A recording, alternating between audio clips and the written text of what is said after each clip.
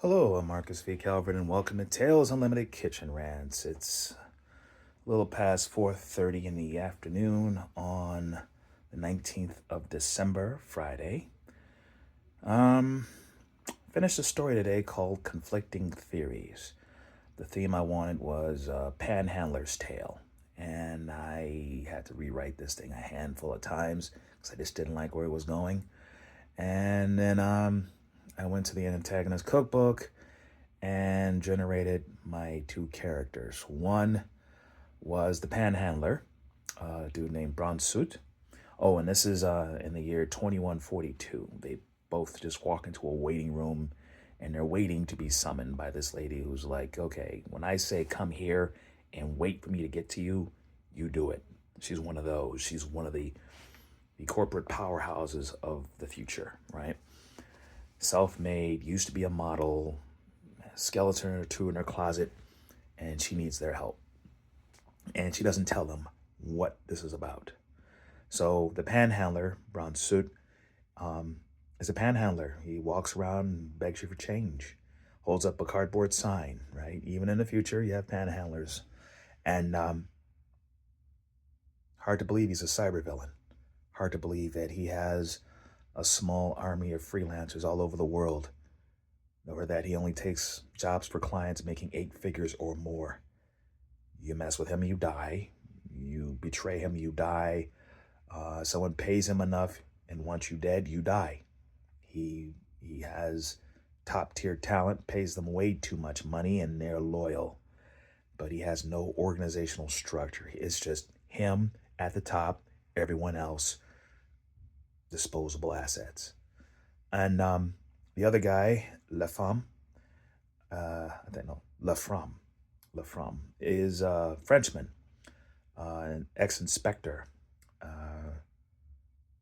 built up a reputation for being a good cop, an honest cop, stumbled into a corruption case within his own country, his own police force, and he was told to let this one go. And of course, he solves the case, exposes the frauds, the various crimes. A lot of his fellow officers went down. He resigns. His career's over. He figures, okay, screw it. And this group called the Solvers Guild comes along and says, hey, join us. Now, the Solvers Guild are literally like, it's like a fraternity for detectives, only it's fancier. It's a guild.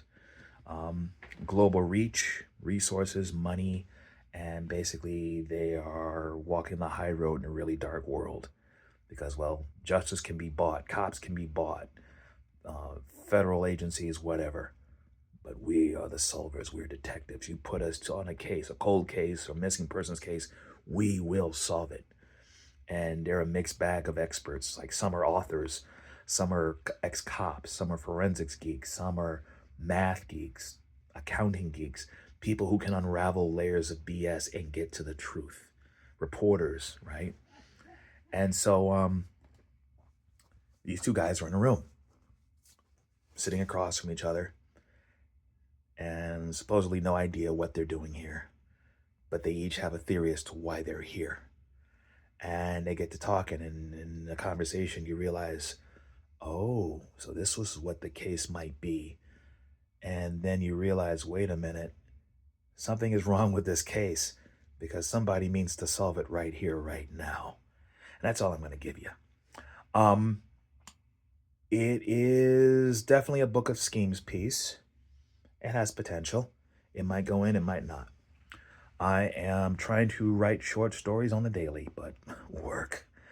And I'm writing guerrilla style, breaks, at the mechanics. Anytime I don't feel completely dead in the mind, because I can't write when I come home anymore, because it's usually too late in the day and I'm too tired. In the mornings, what I'm doing is polishing like a maniac. Book of Schemes, Volume 4, or I should say Book 4. I mean to put that out next, and my process is a little strange. I didn't put this in battery because I think you should have your own process, however you want to do it. Me, I take a story and I polish that story once per day. I only look at it once per day. Then I set it aside and try to do as many stories as I can. And then the next day, pick it up, next day, pick it up, next day, pick it up. When I get to 5 stories, I send it off to my beta, or my betas, and I pay them. And pay them by the word. That's my advice. And get their feedback. Try a little because they hurt my feelings. And then integrate that feedback into my stories. Polish them all 5 more times. Off to the editor. Get his feedback. It's so sad. And then polish whatever's left to be polished. Make sure this sucker's glistening, and then send off my first piece of fiction at Many a Moon. Fine, cool, dandy. And then I gotta turn around and do the exact same thing for Book of Schemes. And then Scorched Mind. One of these coming out? No idea. I've never done it this formalized before. I've never done it with this degree of intensity and focus because I've had to do it. I have to do it with a very demanding job and a touring schedule that's probably been shot in both kneecaps and must crawl. So be it. Um, but I'm kind of excited just the same. Oh, Antagonist Cookbook Volume 5, you evil GMs, I know you're drooling. In the hands of the editor still. Might get it back before Christmas, might not. Either way, definitely making the January deadline. And that's it. You guys have nice holidays. Be safe, be warm, mind the roads, and I'm waiting for New Year's. That's the real holiday for me. All right, folks, take care. I am Marcus V. Calver. This is Tales Unlimited Kitchen Rants. Please like and subscribe. iVillain.net. That's where my 22 books are on Amazon and Kindle. About to become 23. Please like, subscribe. Hey, make them stocking stuffers if you're so inclined. And until next time.